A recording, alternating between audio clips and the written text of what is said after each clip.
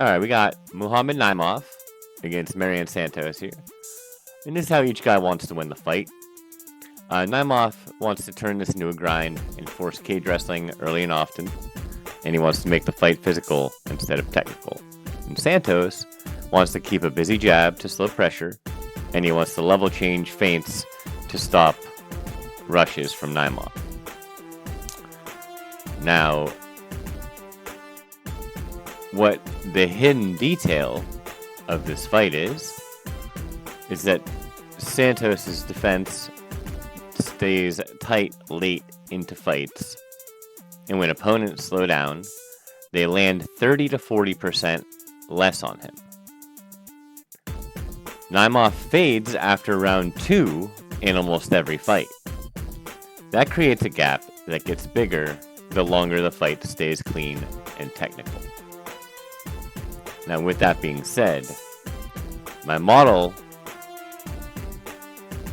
has predicted the outcome probabilities. And this is what that looks like. We got Muhammad Naimov with 10% KO, 4% submission, and 18% decision. And Marian Santos with a 20% KO, 6% submission, and a 42% decision. And I'm going to go with the model on this one. So what do you think? Who do you think wins? Comment your prediction and hit like and subscribe, please. We'll go on to the next fight. See you there. Alright, we got Mansour Abdul-Malik taking on Antonio Trocoli. And these are the paths to victory. Abdul-Malik wants to pressure early to break his defensive shell. And he also wants to keep the pace uncomfortable from the start. And Trocoli wants to stay long and avoid pocket trades, and he wants to tie up early to stall momentum and get the blood thrown into Malik's hands, or arms. And here's the hidden detail that's going to decide the fight, is that Trocoli has one of the worst distance survival profiles in the entire division. And that just means he simply cannot stay safe long enough to make his size matter. Once he gets touched clean early, fights tend to unravel very fast. Now here's my model-based outcome probabilities for this fight. We have Abdul-Malik winning a KO 66% of the time, winning with submission 13% of the time, and decision 20% of the time. We have Antonio Trocoli winning it by KO 6% of the time, submission 4%, and decision 5%. Again, I tend to agree with the model. So what do you think? And who do you think wins? Comment your prediction and what you think of this fight. See you on the next one. Alright, here we have the old Iwo versus Ebo matchup. And here's the path to victory for Iwo Baranowski and Ebo Aslan.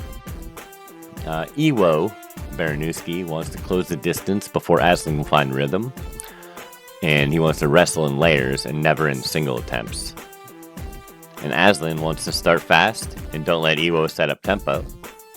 And he also wants to snipe counters as he squares for entries. Now the hidden detail that's going to decide this fight is that Iwo's first 90 seconds, kill or fail chaos, versus Aslan's elite 60.6% distance defense, plus 86% takedown defense. If Aslan survives minute 1.5, Iwo's finishing threat collapses by 78% based on my drop-off models.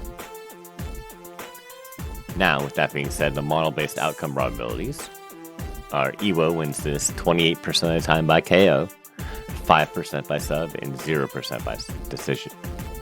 Now, Aslan is 41% KO, 1% sub, and 25% decision.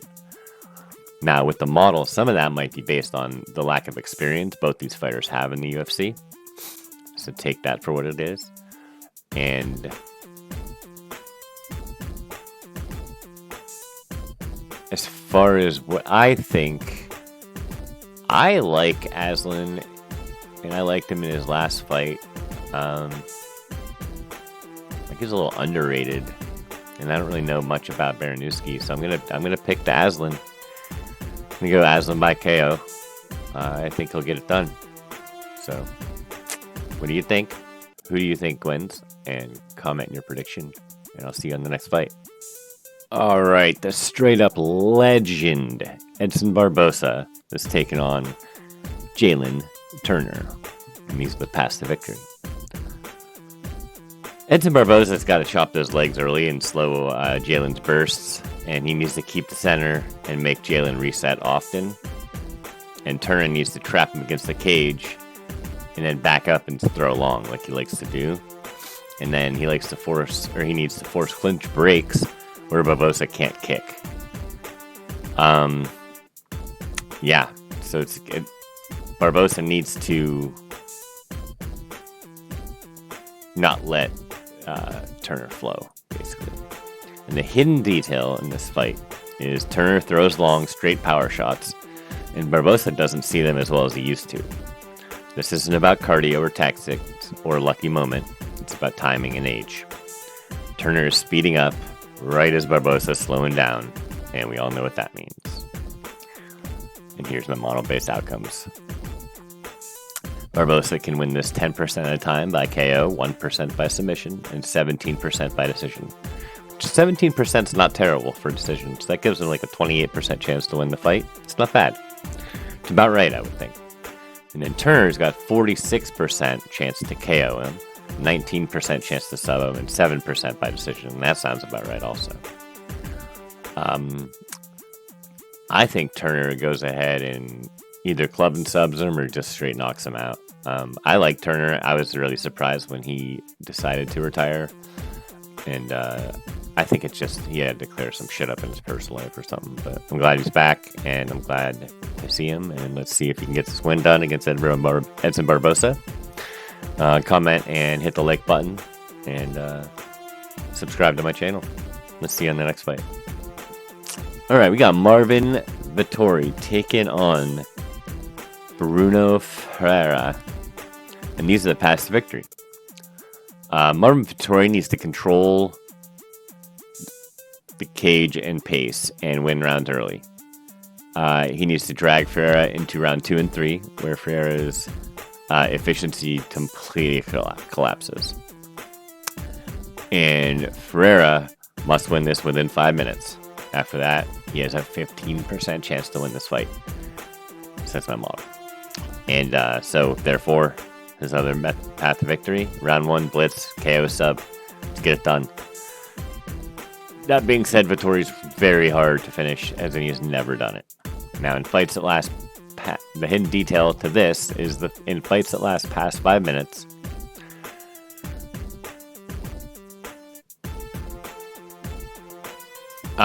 Bruno Ferreira's metrics show that he has a 45% drop in striking efficiency.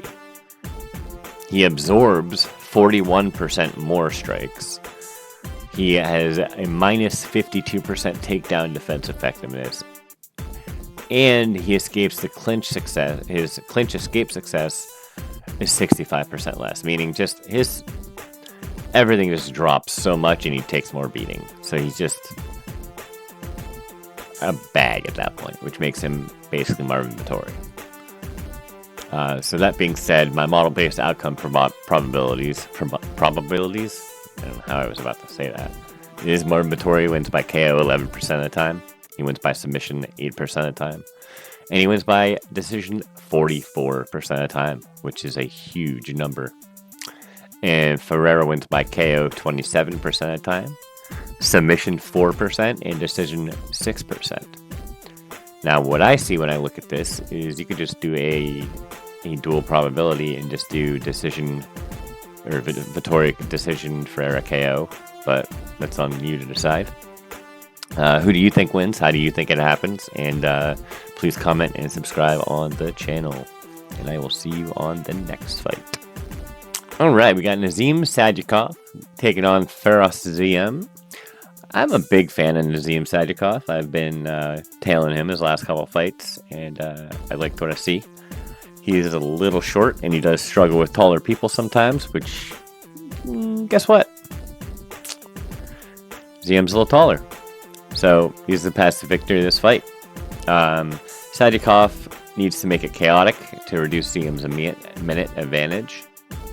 Because I think Ziem's going to win the minutes, therefore Sadykhov needs to win the moments. And he needs to catch an opportunistic sub during scrambles on Ziem. I don't think he's going to knock him out at all, and it's going to be hard to win a decision against somebody as tall and long as Ziem. So I think his only win path is submission. Bigger win path. And then Ziem needs to stay long and out jab and avoid the big counter punch. And he needs to avoid long exchanges and cut off Sadykov's entries. Now his hidden detail that's going to decide this fight is the MCRI, the Minute Capture Reliability Index. This blends defensive striking, control tolerance, SOS ratio, and distance accuracy. Ziem has a 0.71 MCRI, and Sadykhov has a negative 0.33. A spread of 1.04 is unusually large and historically correlates with decision outcomes greater than 70% of the time. And the winner of those decisions being the fighter with the higher MCRI, 94% of the time. So that being said, we have another pretty big advantage here on the Ziem side, on the model-based outcome probabilities. Sadykhov win this 16% of the time on KO, 10% of the time by submission, and he has an 18% chance to win this by decision. And Ziem has an 8% chance to win this by KO, a 7% chance to win this by submission, and a 41% chance to win this by decision. Who do you think wins? How do you think it happens? Comment your prediction, and please like and subscribe to the channel. I'll see you on the next fight. As of now, we have Macy Barber versus Karina Silva. And these are the paths to victory. Macy Barber needs to survive round 1 submission traps. And then she needs to take over with her pace and control the cage. Now Silva needs to force Barber to grapple early. And then she needs to threaten takedowns and chain submissions together. The hidden detail that's going to decide this fight is that Barber has a 74% likelihood of stopping Silva's first 2 submission chains. If Silva doesn't lock in the first 2 chains, her finish equity drops by 63%. Therefore, here are my model-based outcome probabilities for this fight. Macy Barber comes in with a 19% chance to KO Silva, a 0% chance to submit her, and a 34% chance to win by decision, which is pretty high. Now Karina Silva has a 12% chance to knockout, a 23% chance of submission, and a 6% chance of decision. And if you add all these up, they do not equal 100%, and this is the only fight that had a percent chance to draw. And I think it was like 4 to 6%. It was between there. If you add all these up, it'll equal like 96% or 94%. And that's the amount of... So draw might be a good decision here. But who do you think wins? How do you think it happens? Comment your prediction and like and subscribe the channel. Thank you very much. Alright, we got one of my favorite fighters all time and a fighter I always get wrong. We got Terrence T-Rex McKinney taking on Chris Duncan. And these are the paths to victory for this fight. Terrence McKinney needs to get to the back immediately on the first takedown. He needs to exploit vertical entries and use flying knees and straight line stabs. And Duncan needs to survive the first 2 minutes at all costs. McKinney's going to come in hard and fast. He always does. And he's got power and submission, so you just need to survive. And then clinch and stall, use body work, and just wear down his explosiveness. If you wear down his explosiveness, he's got nothing. So that's what you need to do. Now the hidden detail on this is McKinney has a 100% collapse curve after 150 seconds, meaning he doesn't win the fight, period, if it lasts longer than 150 seconds. Now Duncan has a 0% collapse curve after 150 seconds. That being said, here is my model-based outcome probabilities. McKinney has a 28% chance to win this by knockout and a 14% chance to win this by submission.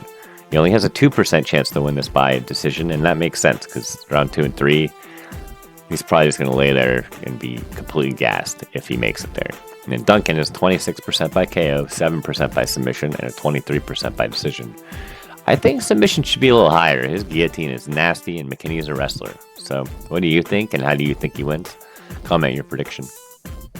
And I'll see you on the next fight. All right, we got Grant Dawson going up against Manuel Torres, and here's the path to victory on this fight. We got early takedown into half guard for Grant Dawson. He needs to get early takedowns. He needs to drag him into rounds 2 and 3, where Torres' pace falls off by 40%. Torres needs to punch in and punch out, never commit to combinations where he'll let Dawson grab him up, and he also needs to target that body early, make Dawson really slow down and not be able to reach very far. And the hidden detail for this fight is when Torres is taken down even once, he can't stand up without giving his back or giving up at least 2 minutes of control. Therefore, the model-based outcome probabilities for this fight are as is. Grant Dawson, 6% chance to KO him, 18% chance to submit Torres. And Grant Dawson has a 44% chance to win by decision. And Torres has a 23% chance to KO, 2% to submit, and a 7% chance to win by decision. How do you think who wins? And comment your prediction and like and subscribe to the channel. And I'll see you on the next fight. This is a parlay buster for a lot of people, I think. We got Jan Blachowicz going up against Bogdan Guskov. Blachowicz is a legend. He's old as sin. I think he's 41. I'm just going off memory, but now here's a path to victory as I see them. Blachowicz has to clinch and you go to mat returns and half guard and avoid early pocket exchanges. If he wrestles, he will win this fight. Guskov needs to force Jan backwards early and do not load up on every shot and hope Jan doesn't wrestle. Now the hidden detail of this fight that could decide it is Guskov's defensive grappling collapses. His collapse rate after 90 seconds of sustained clinching. Wait.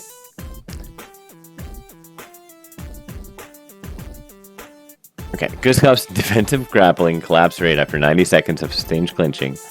Every Guskov fight with minus 1 minute of grappling shows a 60%, or greater than 1 minute of grappling shows a 60% drop in strike speed and a 30% drop in defensive reaction. And 85% of his absorbed shots happen after grappling exchanges. Sorry, I was really not able to spit that out. And my model-based outcome probabilities for this fight, Jan Blachowicz comes in with a 26% chance to knock out Guskov, a 21% chance to submit him, and an 18% chance to win a decision. And Guskov is coming in with only a 30% chance to knock him out and a 5% chance to decision him. 0% chance to submit him. I kind of tend to agree with all this, except for Blachowicz isn't much of a finisher as he gets older, so he might be more of a decision fighter now. I'm thinking it's Guskov KO or Blachowicz decision, although this might change because Guskov does gas. So if he gasses, Blachowicz might be more of a finisher. What do you think? How do you think whoever wins, wins? And please comment what you think and subscribe to the channel. Thank you. See you on the next one.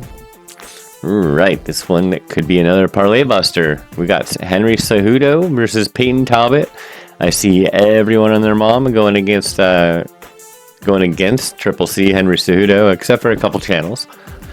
Now, here are my paths to victory for this fight. Cejudo, do not clinch high. He must drop level immediately. Peyton Talbot will reverse you or just be able to break it off or not be able to you won't be able to take him down if you clinch high. He also needs to kick low early to slow Talbot's stance switching, to get him to stop having so much movement and stance switching. And then Peyton Talbot needs to maintain a wide base with lateral width, and he needs to sprawl and then angle pivot counter hook. You can't back straight up because Cejudo will just keep going.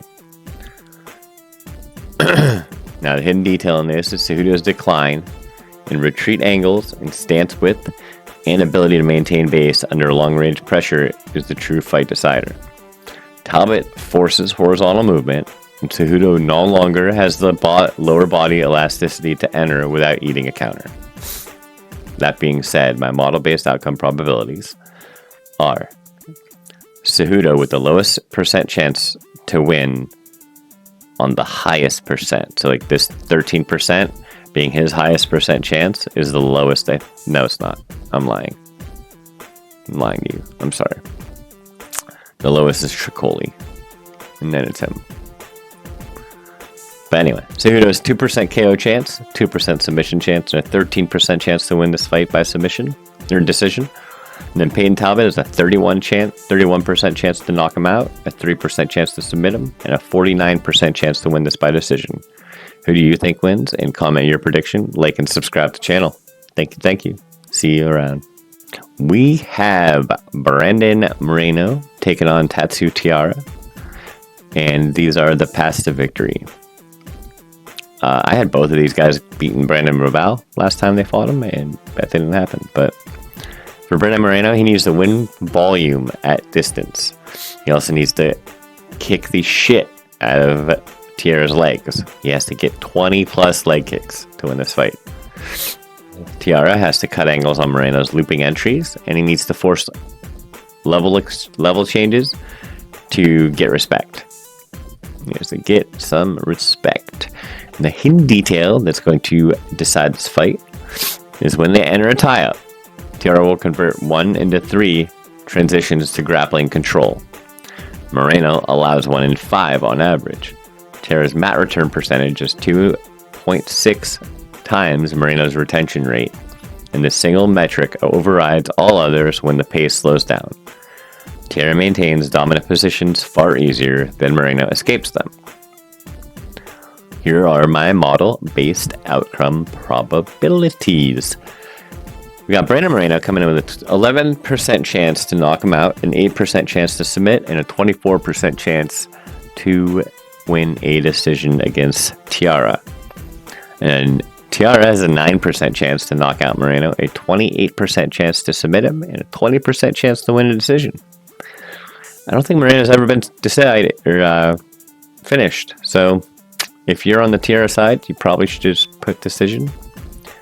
And yeah. How do you think it happens? Who do you think wins? Comment your prediction and what you think. We have the GOAT, the man, the legend, Alejandro Pantoja taking on Joshua Van.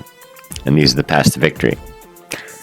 Pantoja has to force Van backwards, and he also needs to clinch, do mat returns, and wear him down. Van, you need pretty much do the opposite. You need to win the first 7 minutes of the fight. Get the judges looking at you, because Pantoja is dominant, and he does not slow down at all. And do not accept bad positions, because Pantoja will keep you there forever. The hidden detail is Pantoja turns scrambles into dominant positions at a rate far above any opponent Van has ever faced. Van's defensive scramble tendencies, he overturns his hips too early. He gives up his inside hook windows, and he has poor wrist fight discipline when he's mounted. That being said, my model-based outcome probabilities are Pantoja wins this fight KO 12% of the time, submission 21% of the time, and 34% of the time he wins by decision. Joshua Van, wins this 6% of the time by knockout, 2% by submission, and 25% by decision. Who do you think wins? Comment your prediction, like and subscribe the channel. See you on the main event. We have the main event of the evening. We have Merab, the pound-for-pound best fighter in the world, I think. Dvalishvili, taking on Peltoyan. Now, the paths to victory for Dvalishvili are he uses a force-long chain wrestling and some other exits and re-entries. It's pretty much how he fights.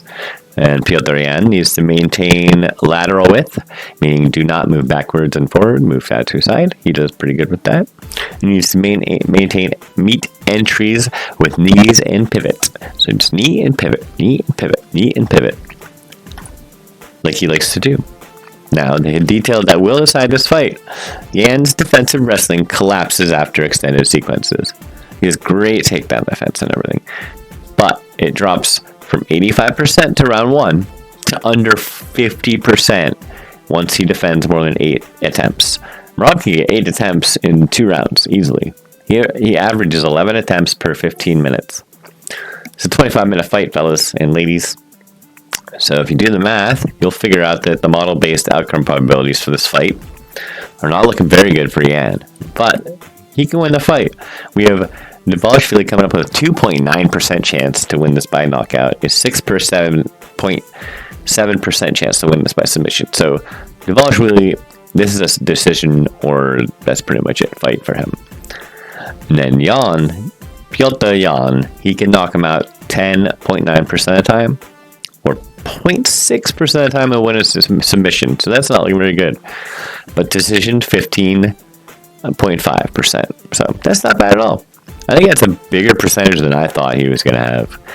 Rob's very dominant, and he won all 5 rounds in the last fight. But Piotr Yan says he has a broken hand during that. So I guess we'll see. Who do you think wins? Comment your prediction and like and subscribe to the channel. Let me know what you think about the channel and the changes. There's a lot going on in my life right now, and I don't have time to do all of the stat stuff necessarily, or the graphic stuff necessarily. But I've figured out a master plan when it comes to how to figure out the winner of the fights. And I'm using far more statistics than I've ever had access to, and full match histories and everything. So these should be on point with however accurate they are going to get. And last week they were amazing, and I've decided to make a video again. So I hope you liked it.